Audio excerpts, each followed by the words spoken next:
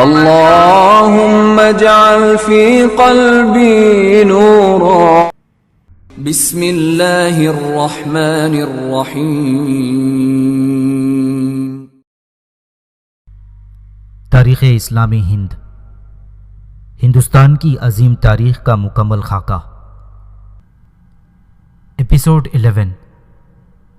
خاندان تغلق کی حکمرانی. سلطان فیروز شاہ 756 ہجری تا 790 ہجری. محمد تغلق کی وفات کے ساتھ ہی ہندوستان کی حالت میں پھر رد عمل شروع ہوا، اور بقول لین پول کے ہندوستان اسی طرح ہوش میں آ گیا جیسے نہایت تیز بخار کے رفع ہونے پر ایک بیمار اپنے حواس میں آ جاتا ہے. چونکہ محمد تغلق نے اپنے بعد کوئی اولاد نرینہ نہیں چھوڑی تھی، اور اپنے آخری وقت میں بھی وہ فیروز شاہ کی تخت نشینی کے لیے وصیت کر گیا تھا. اس لیے 24 محرم 752 ہجری کو وہیں وادی سندھ کے اندر تمام عمرہ کے انتخاب و اصرار سے تخت نشین ہوا تھا، اور باغیوں کی سرکوبی کے بعد دہلی کی طرف روانہ ہوا.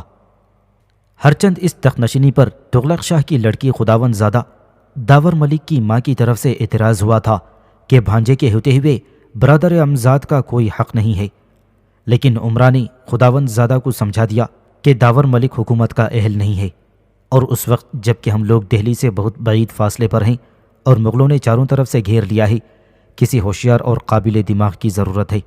اس لیے فیروز شاہ کا تخت نشین ہونا ہر طرح مناسب ہے، اور رہا داور ملک تو اسے نائب بنا دیا جائے گا. یہ سن کر خداوند زادہ خاموش ہو گئی، اور پھر فیروز شاہ کی حکومت کے خلاف کوئی کارروائی نہ ہوئی، سوائے اس کے کہ خواجہ جہاں نے دہلی میں محمد تغلق شاہ کا حال معلوم کر کے اس کا ایک فرضی بیٹا قرار دے کر تخت نشین کر دیا تھا.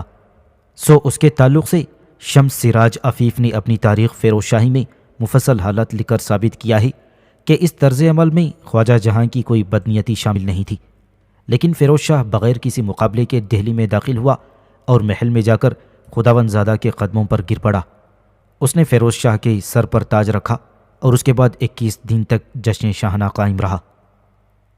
سلطان فیروز حد درجے رحیم المزاج، نیک نفس، پابند مذہب بادشاہ تھا، اور خون ریزی سے اتنا ہی بچتا تھا جیسا کہ اس کا ہم نام فیروز شاہ خلجی.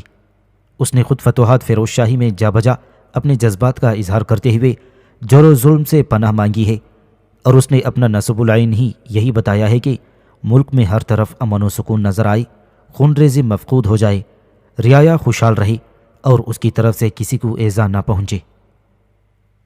جب فیروز شاہ جشن سے فارغ ہوا تو خواجہ فخر شاہی نے، جو سلطنت کا حواسب اعظم تھا، ایک فہرست پیش کی کہ خواجہ جہاں نے فلاں فلاں لوگوں کو اس قدر زر و جواہرات تقسیم کیا تھا، اور محمد شاہ تغلق نے جو 2 کروڑ تنکا تقسیم کرنے کی غرض سے دیا تھا، اس میں سے فلاں فلاں کو اتنا ملا ہے. اب فیروز شاہ نے قوام الملک خان زہان سے رائے طلب کی. اس نے کہا کہ جب کوئی نیا بادشاہ تخت نشین ہوتا ہے تو وہ گزشتہ تقصیریں لوگوں کو معاف کر دیتا ہے.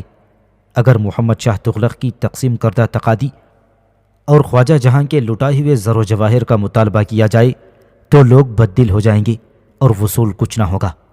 فیروز شاہ نے اس رائے کو پسند کیا، اور اسی وقت تمام کاغذات جن میں حساب درج تھا مجمع عام میں جلا کر نیست و نابود کر دیے، اور ہر شخص اپنی جگہ مطمئن ہو گیا.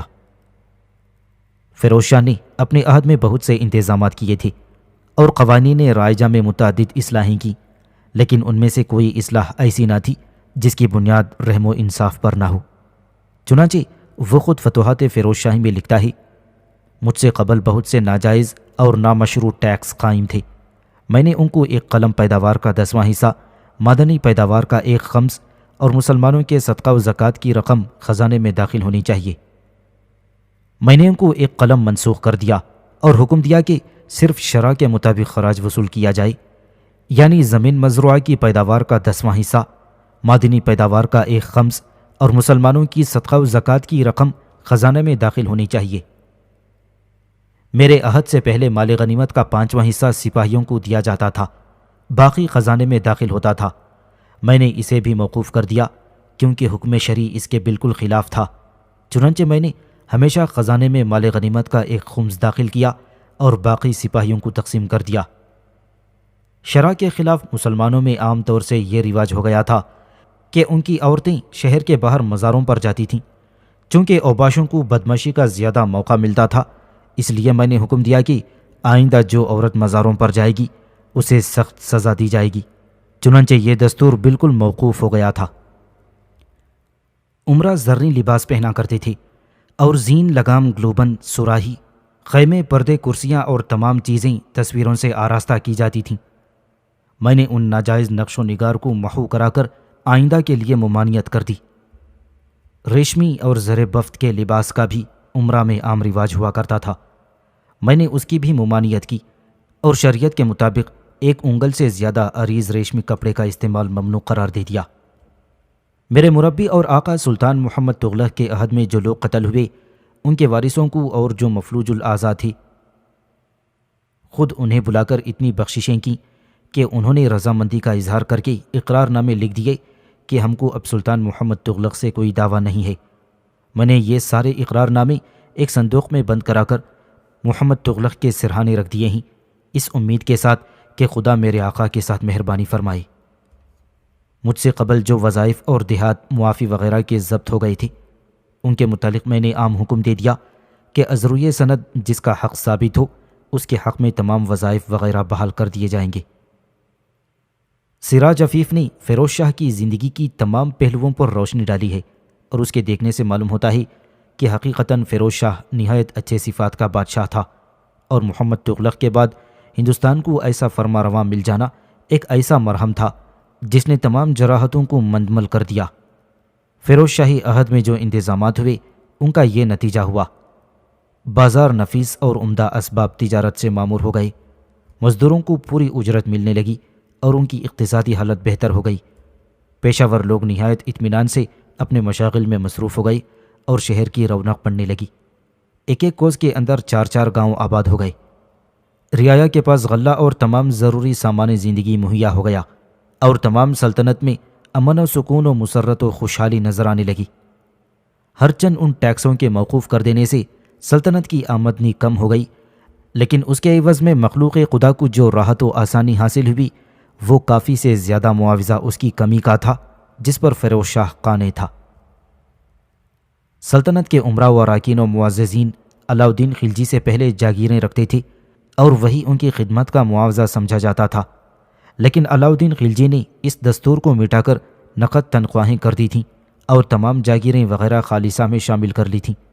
اس کے بعد بھی یہی دستور جاری رہا، لیکن جب فیروز شاہ نے عنان سلطنت اپنے ہاتھ میں لی تو اس نے اپنے فطری فیاضی اور نرمی سے مجبور ہو کر جاگیریں پھر بحال کر دیں، اور کامل 40 سال تک اس کے عہد سلطنت میں اس قاعدے کی پابندی کی گئی اور کسی جاگیردار یا معافی دار کی طرف سے اظہار سرکشی و بغاوت نہیں ہوا تھا، جس کے خوف سے علاء الدین خلجی نے جاگیریں ضبط کر لی تھیں۔ فوجی ملازمین کے لیے اس نے ایک قانون اور بنایا، وہ یہ تھا کہ کوئی فوجی افسر مر جائے یا ضعیف ہو جائے تو اس کے بیٹے کو جگہ دی جائے، اگر بیٹا نہ ہو تو داماد کو، اگر یہ بھی نہ ہو تو غلام کو، اور اس کے بعد اور کسی قریبی رشتہ دار کو۔ جب تک فیروز شاہ زندہ رہا اس قانون پر اس نے عمل کیا، اور اس طرح فوجی خدمات کی طرف لوگوں کو بہت زیادہ توجہ ہو گئی۔ فیروز شاہ کو چونکہ غلاموں کے جمع کرنے کا بہت شوق تھا، اس لیے تھوڑے دنوں میں تحائف اور نذرانوں کی صورت اس قدر کثیر تعداد میں غلام جمع ہو گئے کہ سلطان کو مستقلاً ان کا انتظام کرنا پڑا۔ بہت سے غلام تو اس نے مختلف ملکوں میں بھیج دیے اور وہاں ان کی تعلیم و تربیت کا انتظام کیا۔ جو غلام شہر میں رہ گئے ان کا خرچ 100 تنکے سے 10 تنکے تک حسب حیثیت مقرر کیا گیا۔ علاوہ اس کے ہر غلام کو اس کی میلان طبیعت کے موافق تعلیم دلائی، کسی کو حافظ بنایا اور کسی کو حدیث کا درس دلایا، اور کسی کو علم کلام کا، کسی کو خوش نویسی کی تعلیم دلائی اور کسی کو سپاہ گیری کی، اور اسی طرح دوسرے پیشوں اور حرفوں کی طرف انہیں راغب کیا گیا۔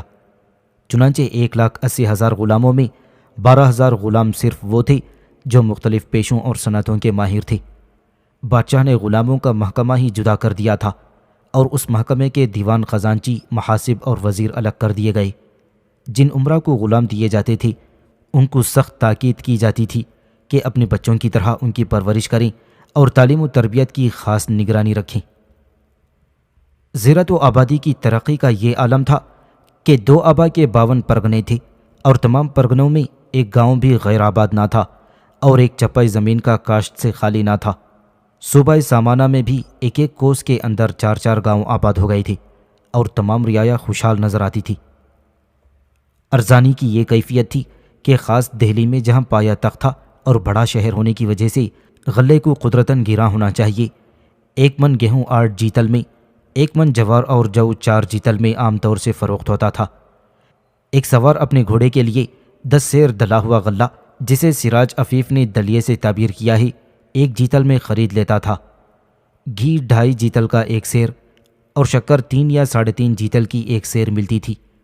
اگر کبھی امسا کے 12 ہوتا تو 1 تنکا فی من سے زیادہ کبھی فرق نہ پڑتا۔ اور اسی طرح 40 سال تک فیروز شاہ کی حکومت نے اور اس زمانے میں قحط عام یا گرانی کی شکایت کسی کو نہیں ہوئی۔ کپڑے کی ارزانی کا بھی یہی عالم تھا۔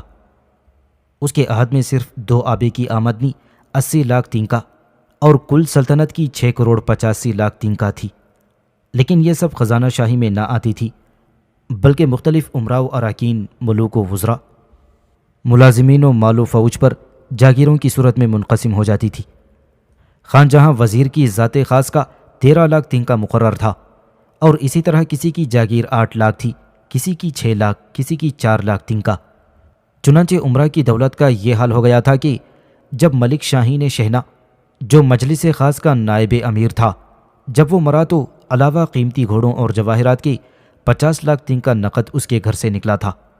اسی طرح عماد الملک کی دولت کا کوئی اندازہ نہ ہو سکتا تھا۔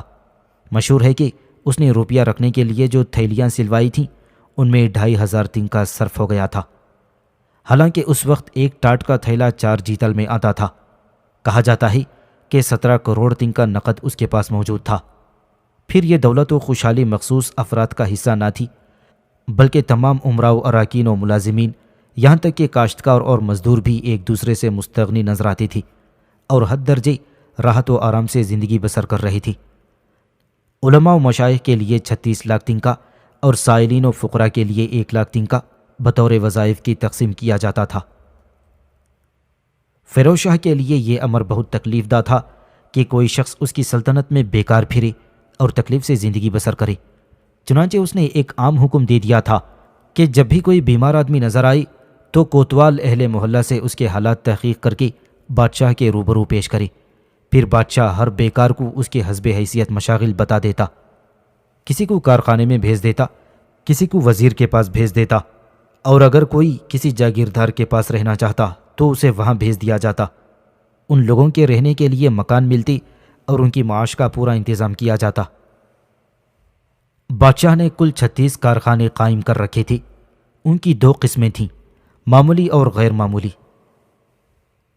معمولی قسم میں فیل خانہ یا پائے گاہ یعنی استبل، مطبخ، شتر خانہ، سگ خانہ، آبدار خانہ وغیرہ شامل تھے، اور ان کارخانوں کا سرچ ماہانہ 1,60,000 تنکا تھا، اور اس قدر صرف ملازمین وغیرہ کے مشاہر کا تھا۔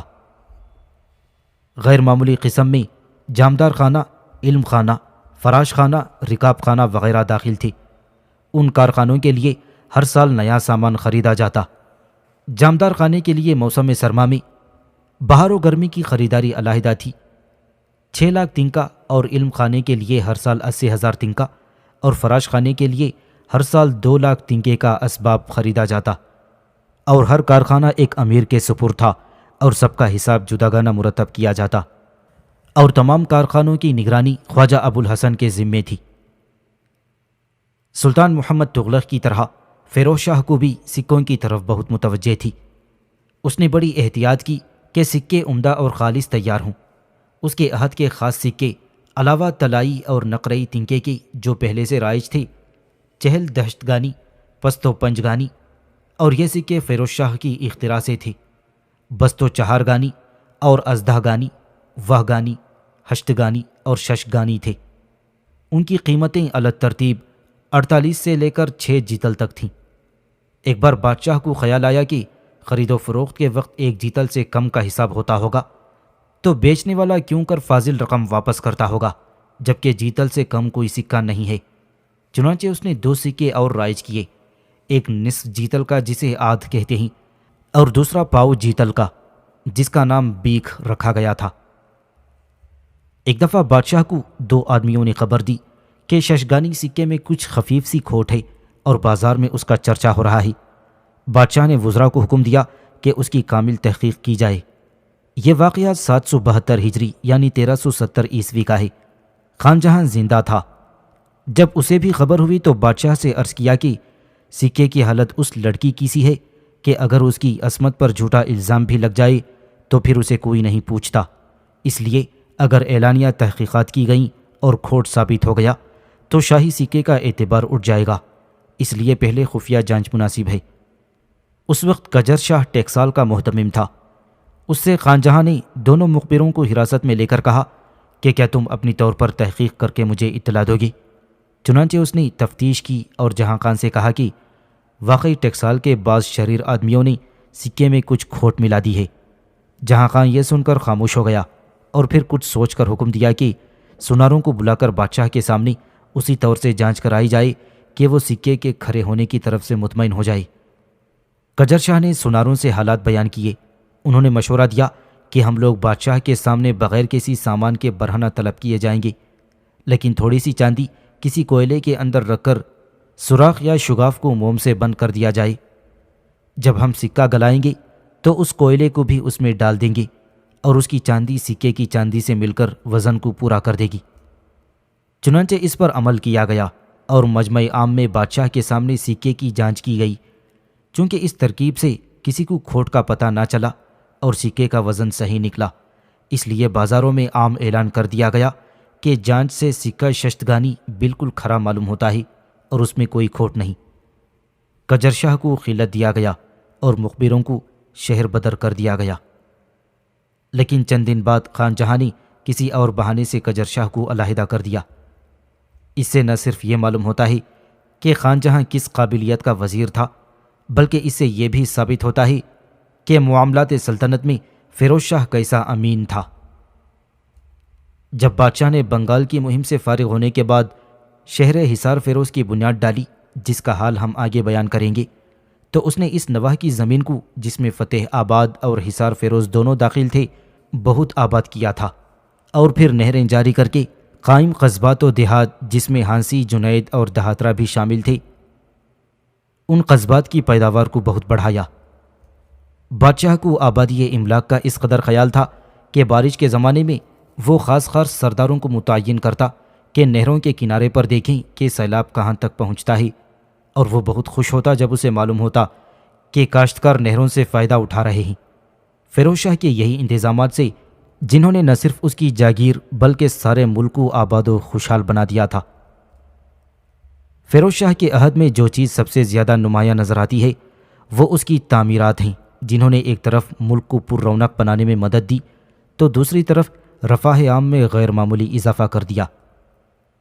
اسے تعمیرات کا غیر معمولی شوق تھا اور آثار قدیمہ کی طرف توجہ کرنے میں اولیت کا فخر اسی بادشاہ کو حاصل ہے۔ علاوہ فتح آباد اور فیروز حصار کی، اس نے ذیل میں دیے گئے شہر تعمیر کیے تھے۔ فیروز آباد ہارنی کھیڑا، تغلق پور کانا، تغلق پور ملک کھوت اور جونپور۔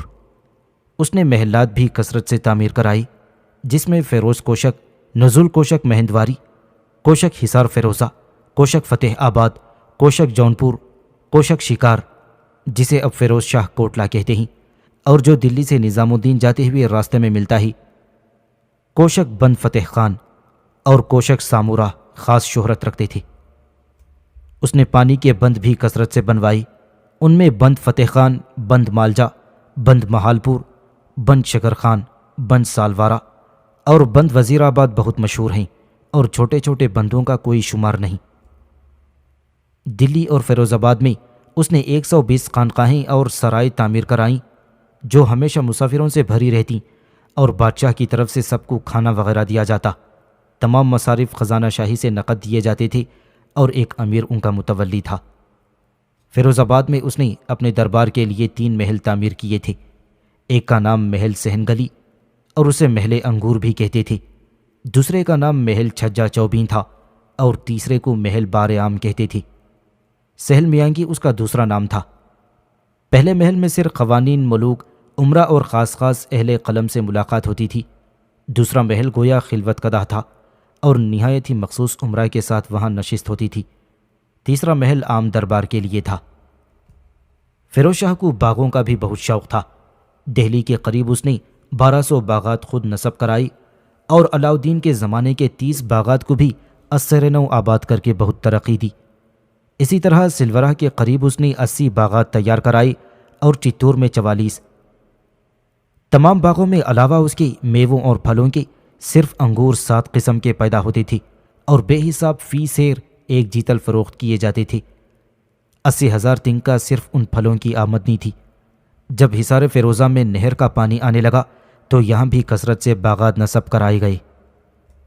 فیروز شاہ کے تمام کاموں میں جو رفاع عام سے متعلق ہیں، سب سے بڑا اور اہم کام نہروں کا اجرا تھا۔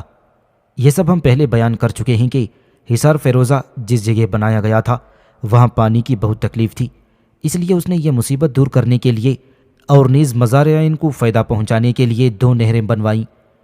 ایک نہر اس نے دریائے جمنا سے نکالی جس کا نام اس نے رجیرہ یعنی رجیوہ رکھا، اور دوسری نہر دریائے ستلج سے نکالی جس کا نام الخانی تھا۔ یہ دونوں نہریں کرنال کے قریب ہو کر گزرتی تھیں اور 80 کوس کے بعد دونوں مل کر شہر فیروزہ حصار میں پہنچتی تھیں۔ نہر رجیوہ جس کا ذکر اوپر ہوا ہے اب بھی موجود ہے اور پورے 200 میل کے رقبہ زمین میں اس وقت بھی آب پاشی ہوتی ہے، اور اسی طرح نہر ستلج اب بھی سرہند کے درمیان موجود ہے۔ 1833 عیسوی میں کرنل کالون نے نہر وجیہہ کے متعلق تحقیق کی تھی، جس سے معلوم ہوا تھا کہ اس نہر کی تعمیر اس جگہ سے شروع کی گئی جہاں سے جمنا نکلتی ہے۔ اب اس مقام کا نام بادشاہ محل ہے اور چچر والی بوریا ہوتی ہوئی کرنال تک آئی تھی اور یہاں سفیدوں کے قریب دریائے چٹان کی مشرقی شاخ سے مل کر ہانسی اور حصار تک چلی گئی تھی۔ اس نہر کا ثبوت عہد اکبری کی ایک سند 978 ہجری سے بھی ملتا ہے، جس کے شروع میں لکھا ہے کہ دریائے چٹانگ سے 210 سال ہوئے سلطان فیروز شاہ نے نہر نکالی تھی اور نالوں وغیرہ کا پانی بہتا ہوا سادھورا کے قریب ہانسی اور حصار کی پہاڑی کے دامن میں پہنچتا ہے۔ علاوہ ان نہروں کے فیروز شاہ نے اور بھی متعدد نہریں جاری کی تھیں، جن میں سے ایک کا ذکر تیمور نے اپنی ملفوظات میں قلعہ لونی کا حل لکھتے ہوئے بیان کرتا ہے۔ وہ لکھتا ہے کہ قلعہ لونی دریائے جمنا اور ہنڈون کے درمیان واقع ہے۔ ہنڈون حقیقتاً ایک بڑی نہر ہے جسے فیروز شاہ نے دریائے کالی ندی سے نکال کر فیروز آباد کے علاقوں میں جمنا سے ملا دیا تھا۔ ان تمام بیانات سے معلوم ہوتا ہے کہ فیروز شاہ کی عمارات اور رفاع عام کے کاموں کی طرف بہت توجہ تھی اور اس نے کثرت سے اس قسم کی عمارتیں بنوائیں جن سے پبلک کو فائدہ پہنچے۔ آثار قدیمہ کو محفوظ رکھنے کا خیال سب سے پہلے سلطنت ہند میں فیروز شاہ کو پیدا ہوا، اور اس خیال کے ماتحت جن جن عمارتوں کی اس نے مرمت کروائی ان کا ذکر خود اس نے اپنی فتوحات میں کیا ہے۔ وہ لکھتا ہے کہ پرانی عمارتیں جو خراب و ویران ہو گئی تھیں، میں نے ان کی مرمت کروائی اور ان کی آبادی کو میں نے اپنے محلات کی تعمیر پر مقدم جانا تھا۔ چنانچہ دہلی کی جامع مسجد جو سلطان معیز الدین سام نے تعمیر کرائی تھی اور کہنگی کے سبب سے خراب ہو گئی تھی، میں نے اسے بالکل نیا کر دیا۔ سلطان معیز الدین سام کے مقبرے کی مغربی دیوار بوسیدہ ہو گئی تھی، میں نے اسے بھی اثر نو تعمیر کروایا اور منقش محرابیں صندل کی لگوائیں۔ سلطان معیز الدین کا مینار بھی بجلی سے گر پڑا تھا، میں نے اسے پہلے سے بھی زیادہ بلند بنوا دیا۔ حوض شمسی سلطان التمش کے حوض میں بعض شریر آدمیوں نے پانی آنے کی راہیں بند کر دی تھیں، میں نے ان لوگوں کو سزا دی اور پانی کی روانی پھر جاری کر دی۔ اسی طرح حوض علائی یعنی سلطان علاء الدین کا حوض مٹی سے بھر گیا تھا اور وہاں کھیتی ہونے لگی تھی، میں نے اسے بھی صاف کروایا۔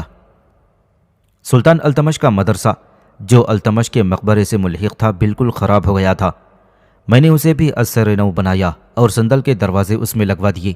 جو ستون گر گئے تھے ان کو پہلے سے زیادہ اچھا بنوایا، اور مقبرے کا صحن اور چاروں برجوں کا پشتہ گر گیا تھا، وہ بھی میں نے وسیع کرا دیا۔ سلطان شمس الدین کے بیٹے معیز الدین سام کا مقبرہ جو ملک پور میں تھا بالکل کھنڈر ہو گیا تھا اور قبر کا کہیں نشان نہ تھا، میں نے اثر نو برج کی تعمیر کرائی اور احاطے کی دیوار کھینچوا کر قبر کا چبوترا بنوا دیا۔ سلطان شمس الدین کے بیٹے سلطان رکن الدین کا مقبرہ جو ملک پور میں تھا بالکل خراب ہو گیا تھا، میں نے اس کی دیوار احاطہ کھینچوائی اور نیا گنبد بنوا کر ایک خانقاہ بھی وہیں تعمیر کرا دی۔ سلطان علاء الدین کے مقبرے کی مرمت کروائی اور صندل دروازے اس میں لگوا دیے۔ آبدار خانے کی دیوار اور مدرسے کے اندر جو مسجد تھی جس کی مغربی دیوار بنوائی اور چوپڑ کا فرش تیار کروایا۔ سلطان قطب الدین کا مقبرہ اور سلطان علاء الدین کے بیٹوں خضر خان، شادی خان، فرید خان، سلطان شہاب الدین، سکندر خان، محمد خان، عثمان اور اس کے پوتوں اور پرپوتوں کے مقبروں کی مرمت کروائی اور اثر نو تعمیر کروایا۔ شیخ الاسلام نظام الدین اولیاء کے مقبرے کے دروازے اور قبر کی سندلی جالیاں خراب ہو گئی تھیں، ان کی مرمت کرائی اور چاروں محرابوں میں سونے کے جھاڑ تلائی زنجیروں سے آویزاں کروا دیے۔ ایک مجلس خانہ بھی بنوایا جو اس سے قبل نہیں تھا۔ سلطان علاء الدین کے وزیر اعظم تاج الملک کافوری کی قبر ہموار ہو گئی تھی اور گنبد گر پڑا تھا، میں نے اس کی بھی اثر نو تعمیر کروائی۔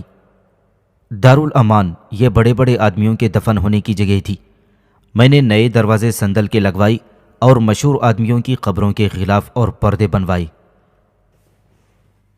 سلطان محمد تغلق نے جہاں پناہ کی بنیاد ڈالی تھی، میں نے اسے بھی مکمل کروا دیا کیونکہ سلطان محمد تغلق میرا مربی اور استاد تھا۔ دہلی میں اگلے بادشاہوں نے جتنے قلعے اور حصار بنوائے تھے ان سب کی میں نے مرمت کرائی۔ ان مدرسوں اور مقبروں کی تعمیر کا خرچ ان کی قدیم املا کے اوقاف کی آمدنی سے کیا گیا تھا۔ بعض عمارتیں ایسی بھی تھیں جن کے فرش، روشنی اور مسافرین و زائرین کی مہمان نوازی کے لیے کوئی آمدنی نہ تھی، میں نے ان کے لیے دیہات وقف کیے تاکہ ان کی آمدنی سے مصارف پورے ہوتے رہیں۔ نامور سلاطین اور اولیاء کے مقابر کے لیے دیہات وقف تھے، میں نے انہیں بدستور قائم رکھا اور بعض جدید مقابر و مزارات کے لیے بھی زمین وقف کر دی۔ میں نے دارالشفا بھی تعمیر کروایا، اس میں ادنا و اعلیٰ تمام طبقوں کے مریضوں کا علاج ہوتا ہے۔ فیروز شاہ نے جو مدارس قائم کیے تھے ان میں سے ایک فتح خان کے مقبرے کے پاس تھا جسے قدیم شریف کہتے ہیں، اسی کے ساتھ ایک مسجد بھی تھی اور ایک حوض بھی فتح خان جو فیروز شاہ کا بہت محبوب فرزند تھا، اور یہ مدرسہ مع مسجد کے اسی کی یادگار میں تعمیر کیا گیا تھا۔ دوسرا مشہور مدرسہ فیروز آباد میں تھا جو فیروز شاہی مدرسے کے نام سے مشہور تھا۔ ضیاء برنی نے لکھا ہے کہ یہ مدرسہ بلحاظ عمارت و تعلیم اپنی نظیر نہ رکھتا تھا۔ اس مدرسے کی عمارت بہت وسیع تھی اور اس کے گنبد بڑے شاندار تھے۔ یہ مدرسہ ایک بہت بڑے باغ کے اندر تالاب کے کنارے واقع تھا۔ ہر وقت سینکڑوں طلباء اور کثیر علماء اور فضلاء یہاں موجود رہتے تھے اور سارا باغ ان کے لیے وقف تھا۔ یہاں ان کی تعلیم و تعلم، درس و تدریس، عبادت و تفریح کے لیے مکانات بنے ہوئے تھے، اور وہ نہایت آزادی کے ساتھ تالاب کے کنارے باغ کے کنجوں میں سنگ مرمر کے صیقل کیے ہوئے فرش پر اپنے مشاغل علمیہ میں منہمک نظر آتے تھے۔ اس مدرسے سے متعلق ایک مہمان خانہ بھی تھا جہاں سیاح آ کر قیام کرتے تھے، اور مسجد مدرسے کے ساتھ ایک لنگر خانہ یا خیرات خانہ بھی تھا جس سے تمام غربا اور مساکین کو امداد ملتی تھی۔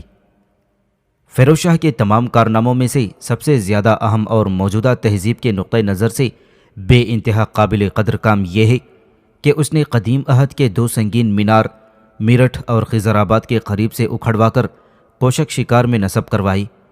یہ دونوں مینار 320 سال قبل مسیح کی ہیں، جن پر پالی حروف میں اشوکا یعنی بدھ مذہب کے بہت بڑے مبلغ کے احکام منقوش کیے ہوئے تھے۔ اور جب یہ دونوں مینار دہلی پہنچے تو فیروز شاہ نے تمام پنڈتوں کو جمع کیا، لیکن کوئی منقوش عبارت کو نہ پڑھ سکا۔ ہرچند یہ دونوں مینار ہندو یا بودھ مذہب سے تعلق رکھتے تھے، لیکن فیروز شاہ نے بے انتہا کاوش اور سعی اور محنت و صرف سے ان دونوں میناروں کو اپنے دارالحکومت میں منتقل کرایا، صرف اس وجہ سے کہ وہ آثار قدیمہ کی حفاظت کا فطری ذوق رکھتا تھا، اور اس مسئلے میں بھی وہ مذہبی تعصب سے کام نہ لیتا تھا۔ بالکل ممکن تھا کہ وہ ان دونوں میناروں کو مسمار کرا کر تباہ کرا دیتا، یا پھر یہ کہ وہ ان کی حفاظت نہ کرتا اور وہ خود ٹوٹ کر پامال و معدوم ہو جاتے، لیکن فیروز شاہ نے ایسا نہیں کیا، اور حقیقت یہ ہے کہ اس کا یہ احسان ایسا معمولی نہیں ہے جسے فن آثار قدیمہ اور بودھ مذہب فراموش کر سکے۔ اس قدر بیان سے یہ امر بخوبی واضح ہو گیا کہ فیروز شاہ کو عمارات کا بڑا شوق تھا۔ ہمارے پاس کوئی مکمل فہرست ان عمارات کی نہیں ہے جو فیروز شاہ نے تعمیر کرائیں، البتہ فرشتے نے اور صاحب طبقات اکبری نے حسب ذیل فہرست مرتب کی ہے۔ 50 بند جن سے آبپاشی ہوتی تھی، 40 مسجدیں، 30 مدارس جن کے ساتھ مسجدیں بھی تھیں، 20 خانقاہیں، 100 محل، 500 شفاخانے، 100 مقبرے، 10 حمام اور 100 پل۔ اور طبقات اکبری کی فہرست اس طرح ہے: 5 بند غالباً 50، 4 مساجد غالباً 40، 30 مدرسے، 20 خانقاہیں، 100 محل، 200 رباط یعنی کاروان سرائی، 30 شہر، 4 حوض، 4 شفاخانے، 100 مقبرے، 10 حمام، 10 میناریں، 150 کنویں، 100 پل اور باغوں وغیرہ کا کوئی شمار نہیں ہے۔ ان میں سے ہر عمارت کے لیے اس نے جائیداد وقف کی تاکہ وہ خراب نہ ہونے پائی اور اس کے مصارف پورے ہوتے رہیں۔ مدارس کے متعلق مورخین کا اختلاف ہے۔ معاصر رحیمی میں 50 مدرسے درج ہیں۔ فقیر محمد لکھتے ہیں کہ طبقات اکبری اور تاریخ فرشتہ میں 30 کی تعداد درج ہے۔ اگر ان میں سے کوئی تعداد صحیح نہ ہو تو بھی اس سے یہ نتیجہ نکالا جا سکتا ہے کہ اس نے متعدد مدرسے قائم کیے ہیں۔ ان شفاخانوں کا جو انتظام تھا اس کا حال خود فیروز شاہ نے اپنی فتوحات میں لکھ دیا ہے اور جسے ہم درج کر چکے ہیں۔ غربا کے فائدہ اور سہولت کے لیے اس نے دیوان خیرات بھی قائم کیا تھا۔ اس سے مقصود تھا کہ جن غربا اور مساکین کی لڑکیاں جوان ہو گئی ہوں اور بوجہ افلاس ان کی شادی نہ ہو سکتی ہو، انہیں مدد دی جائے۔ 50 سے 20 تنکے تک ہر شخص کی مدد کی جاتی تھی۔ سراج عفیف لکھتا ہے کہ اس سلسلے میں ہزاروں آدمیوں کی اعانت کی گئی اور خدا جانے کتنی لڑکیوں کی شادی ہو گئی۔ یہ ہم پہلے بیان کر چکے ہیں کہ علماء و مشائخ کے لیے اس نے 36 لاکھ تنکے کے وظائف مقرر کیے تھے۔ مقابر کے لیے 1 لاکھ تنکا اس کے علاوہ تھا، لیکن اس نے خدمت علم صرف اسی حد تک قائم نہیں کی بلکہ تصانیف کی طرف خاص توجہ کی تھی۔ جب سلطان نے نگر کوٹ فتح کرنے کے بعد وہاں کے راجا کو بدستور حکمران قائم رکھا تو اس نے چند دن وہاں قیام بھی کیا تھا۔ اس دوران میں اس سے لوگوں نے کہا کہ جب سکندر ذوالقرنین یہاں آیا تھا تو برہمنوں نے نوشابہ یعنی سکندر کی بیوی کا بت تیار کر کے اس کی پرستش شروع کی تھی۔ چنانچہ اب بھی یہاں کے لوگ اسی مجسمے کو پوجتے ہیں۔ علاوہ اس کے فیروز شاہ سے یہ بھی کہا گیا کہ مندر میں 1300 کتابیں قدیم زمانے کی رکھی ہوئی ہیں۔ چنانچہ فیروز شاہ اس بت خانے میں جس کو جوالا مکھی کہتے ہیں وہاں گیا اور وہاں تمام علماء کو طلب کر کے بعض کتابوں کا ترجمہ کروایا۔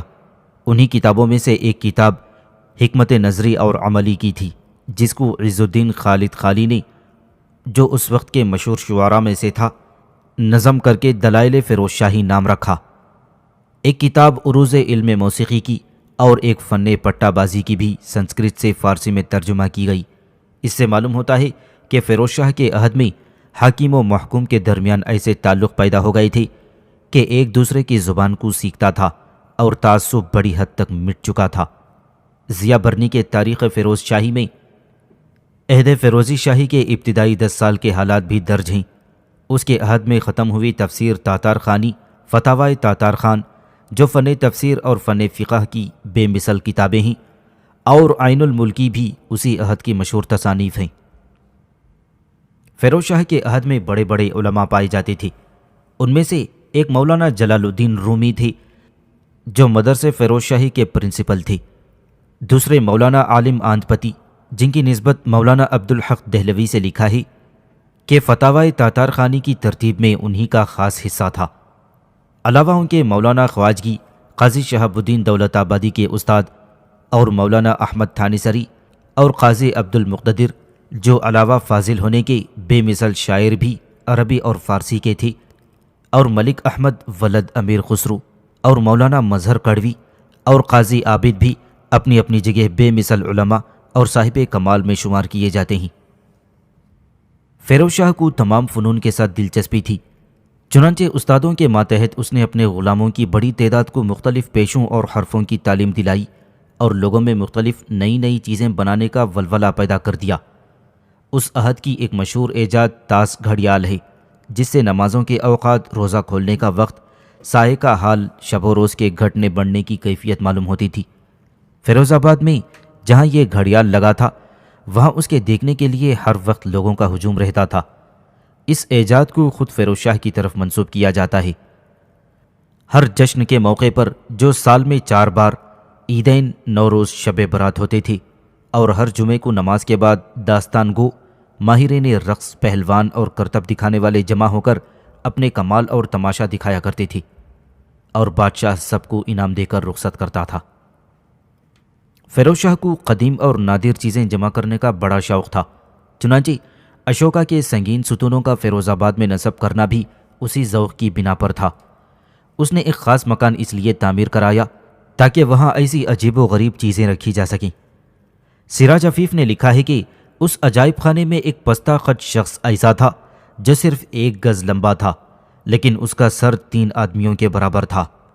2 آدمی دراز قامت تھی، یہ اتنے لمبے تھے کہ اس وقت کا طویل سے طویل قد رکھنے والا آدمی اس کی کمر تک پہنچتا تھا۔ 2 عورتیں ایسی تھیں جن کی داڑھی بالکل مردوں کی طرح تھی۔ ایک بکری 3 پاؤں کی تھی جو خوب دوڑتی تھی، ایک سیاہ کوا سرخ چونچ کا، اور ایک سفید طوطی سیاہ منقار کی، ایک گائے جس کے سم گھوڑے کی طرح تھی، اور علاوہ ان کے اور بہت سی چیزیں اس عجائب خانے میں تھیں۔ آدمیوں اور ہاتھیوں کی وہ ہڈیاں بھی اس عجائب خانے میں رکھی ہوئی تھیں جو سرستی اور ستلج کے درمیان پشتہ زمین کھودنے سے برآمد ہوئی تھیں۔ بعض ہڈیاں ایسی تھیں جو نصف پتھر کی ہو گئی تھیں۔ فیروز شاہ کو کمسنی ہی سے شکار کا بہت شوق تھا۔ محمد شاہ تغلق اسے منع بھی کرتا تھا، لیکن یہ باز نہ آتا، اور جب عنان حکومت اس کے ہاتھ میں آئی تو اس شوق نے اور زیادہ ترقی کر لی۔ یہ نہ صرف چیتوں اور سیاہ گوشت کے ذریعے سے کھیلتا تھا، بلکہ شیر بھی اس غرض سے اس نے پال رکھے تھے۔ شاہین، باز، جراح، پہری وغیرہ کے ذریعے سے بھی شکار کھیلتا تھا۔ موسم گرما میں دیبال پور اور سرستی کا درمیانی حصہ گورخر کے شکار کے لیے مخصوص تھا۔ اسی طرح موسم سرما میں بدایون اور آنووالا کے جنگلوں میں نیل گائے کا شکار کیا کرتا تھا۔ اگر کسی جنگل میں شیر آ جاتا تو کوئی اس کا شکار نہ کرتا، بلکہ بادشاہ کو اس کی خبر دی جاتی اور یہ فوراً وہاں پہنچ کر اس کا شکار کرتا۔ چونکہ فیروز شاہ فطرتاً رحیم المزاج تھا، اس لیے فتوحات کے لحاظ سے اس نے کوئی ترقی نہیں کی۔ تاہم اس کی فتوحات میں سب سے بڑی فتح یہ ہے کہ محمد شاہ تغلق کے زمانے میں جو طوائف الملوکی اور بدامنی پھیل گئی تھی وہ اس کے عہد میں مفقود ہو گئی، اور سلطنت میں ہر طرف امن و سکون نظر آنے لگا۔ وہ جنگ سے متنفر تھا، اور حقیقت یہ ہے کہ جنگی قابلیت اس میں بہت کم تھی۔ دکن، جہاں حسن گنگو نے اپنی خود مختار حکومت بہمنی سلطنت کے نام سے کوہ بندیاچل کے جنوب تک قائم کر لی تھی، اور جو 180 سال تک قائم ہوئی تھی، بدستور مطلق العنان رہا۔ بنگال کی طرف ہر چند فیروز شاہ 2 مرتبہ گیا، لیکن کوئی نتیجہ نہ نکلا۔ پہلی دفعہ جب 754 ہجری میں وہ بنگال کی طرف گیا تھا تو 11 مہینے تک واپس نہیں آیا۔ اس مہم میں اسے کامیابی حاصل ہوئی اور 1,80,000 بنگال افواج قتل کی گئی۔ لیکن جب فیروز شاہ کو معلوم ہوا کہ اس قدر جانیں ضائع گئی ہیں تو اس نے ایک ڈلے کے قلعے کا محاصرہ، جہاں شاہ بنگال بھاگ کر پناہ گزین ہو گیا تھا، اس محاصرے کو ختم کر دیا اور دہلی واپس آ گیا۔ اس کے بعد 760 ہجری بمطابق 1260 عیسوی میں وہ پھر بنگال گیا۔ اس وقت 70,000 سوار اور بے شمار پیدل فوج ساتھ تھی، 470 ہاتھی بھی ہمراہ تھی۔ لیکن اس مہم کا نتیجہ یہ ہوا کہ صلح ہو گئی، اور پھر واپسی میں بادشاہ ہاتھیوں کا شکار کرنے پدمادی یعنی چھوٹا ناگپور کے جنگل میں پہنچ گیا، اور بڑی مشکل سے اپنے ساتھیوں کی جان بچا کر دہلی واپس آ سکا۔ اس دفعہ وہ 2.5 سال کے بعد دہلی آیا تھا، اور آخر ماہ میں تو کوئی خبر ہی بادشاہ کے دہلی تک نہ پہنچ سکی تھی۔ اس کے بعد اس نے ٹھٹا فتح کرنے کا عزم کیا، اور 90,000 سوار اور 480 ہاتھی لے کر بھکر کی طرف روانہ ہوا۔ کچھ فوج 5,000 کشتیوں کے ذریعے سے دریائے سندھ کو عبور کر کے پہنچی، اور کچھ فوج ساحل گئیں۔ اتفاق سے اس زمانے میں قحط پڑ گیا، اور سما جان یعنی فرمانروائے سندھ کے مقابلے میں شکست ہوئی، اور واپسی میں فیروز شاہ نے گجرات کا قصد کیا، لیکن راستہ بتانے والوں نے دھوکہ دے کر کچھ کو دلدلوں میں پھنسا دیا تھا۔ پھر 6 ماہ تک بادشاہ کی کوئی خبر دہلی نہیں پہنچی۔ اس مصیبت سے نجات پانے پر بادشاہ نے پھر گجرات میں فوج مرتب کی اور دہلی سے کمک طلب کر کے سندھ پر حملہ کیا۔ اس مرتبہ بادشاہ کو کامیابی حاصل ہوئی، اور وہاں کے فرمانرواں کو معزول کر کے اس کے بیٹے کو تخت نشین کیا۔ اس کے بعد نگر کوٹ پر حملہ کیا اور وہاں فتح ہوئی۔ جب فیروز شاہ دہلی آ کر انتظام سلطنت میں مصروف ہوا تو خداوند زادہ یعنی سلطان محمد تغلق کی بہن ماں اپنے شوہر کے وہیں ایک محل میں رہتی تھی۔ فیروز شاہ ہر جمعے کو اس محل میں جاتا، ملک خسرو کے آگے کھڑا رہتا اور ملک داور یعنی خداوند زادے کا بیٹا ماں کے پیچھے بیٹھتا، اور جب بادشاہ رخصت ہونے لگتا تو خداوند زادہ اسے پان دیتی۔ ہر چند خداوند زادہ فیروز شاہ کی تخت نشینی پر راضی ہو گئی تھی، لیکن حقیقتاً وہ اس سے خوش نہ تھی۔ ایک بار اس نے فیروز شاہ کو قتل کر دینے کی سازش کی اور محل کے اندر حجروں میں زرہ پوش سپاہیوں کو چھپا کر تاکید کر دی کہ جب میں اپنے سر پر دوپٹے کو درست کرنے لگوں تو فیروز شاہ کا کام تمام کر دیں۔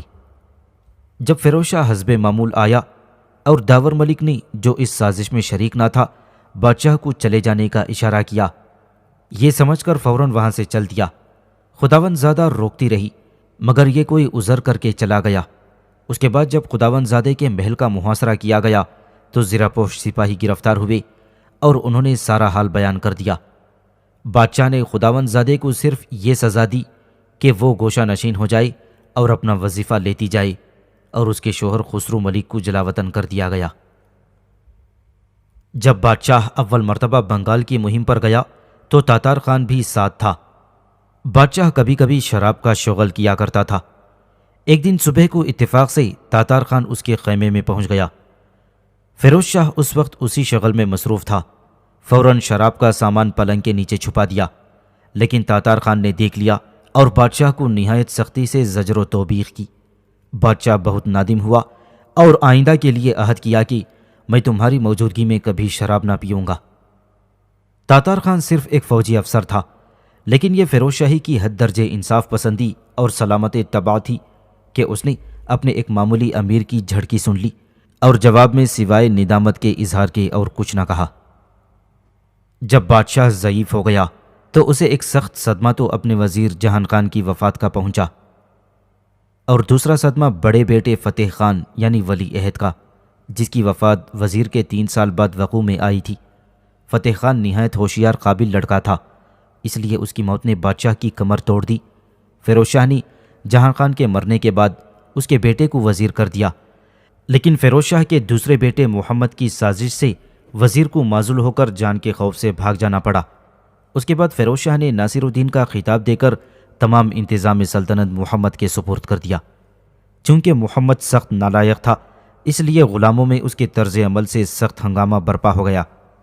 فیروز شاہ کو مجبوراً اپنی خلوت سے نکلنا پڑا اور بمشکل اس سورش کو رفع کر کے اپنے پوتے یعنی فتح خان کے بیٹے کو تخت نشین کیا گیا، اور چند دن بعد 18 رمضان 790 ہجری کو انتقال ہو گیا۔ اس کی عمر 90 سال کی تھی۔ اس نے قریب 40 سال کی حکومت کی اور اپنے غیر فانی نقوش حسن انتظام کے چھوڑ گیا۔ فیروز شاہ حوض خاص شمسی کے پاس مدفون ہوا۔ اس کا مقبرہ اب بھی شکستہ حال میں موجود ہے۔